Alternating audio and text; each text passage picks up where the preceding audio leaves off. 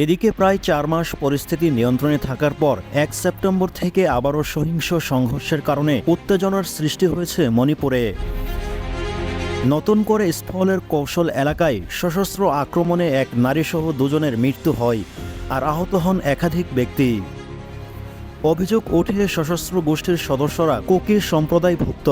তারা পাহাড় থেকে ক্রোক ও পার্শ্ববর্তী কাংবন্দল নিচু এলাকায় লক্ষ্য করে হামলা চালায়। টিম টিআরসি হৃদয়ে ধারণ করে বাংলাদেশ, দ্য রিয়েল কনসালটেশন, স্বচ্ছ ভ্যাট আইনে দক্ষ ন্যায্য ভ্যাট প্রদানে। হতাহতের পাশাপাশি বহু বাড়িঘর ক্ষতিগ্রস্ত হয়। পাশে রয়েছে কুকি জনবহুল পার্বত্য জেলা কাংকপি। এরপর থেকেই বারবার উত্তপ্ত হয়ে ওঠে মণিপুরের পরিস্থিতি। গত সপ্তাহে কুকিরা ময়রাংয়ে ক্ষেপণাস্ত্র দিয়ে হামলা করে বলে অভিযোগ ওঠে।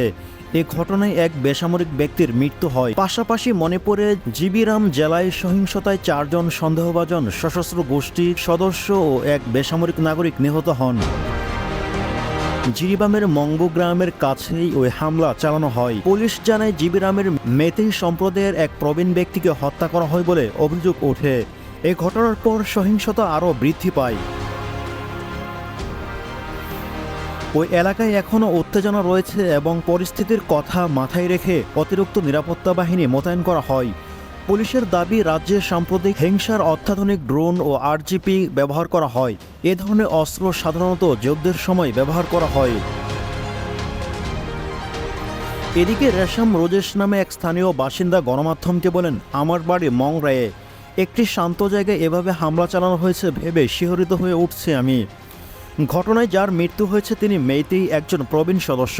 তাকে এভাবে প্রাণ দিতে হলো, বিষয়টি খুবই দুঃখের। অন্যদিকে পুলিশ সন্দেহ করছে ওই প্রবীণ ব্যক্তির মৃত্যু হয়েছে বোমা বিস্ফোরণে, আর সেটি ছোড়া হয়েছিল সাবেক মুখ্যমন্ত্রী মাইরেব্বাম কুন্তেংয়ের বাড়ি লক্ষ্য করে।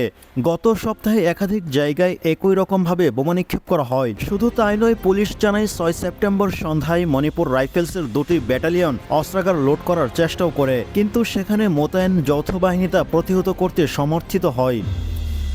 হামলাকারীদের রুখতে কাঁদানের গ্যাস শেল ও ফাঁকা গুলি ছোড়া হয়। একদল হামলাকারী আবার পুলিশের উপর আক্রমণ চালায়, যাতে 2 জন পুলিশকর্মী আহত হন।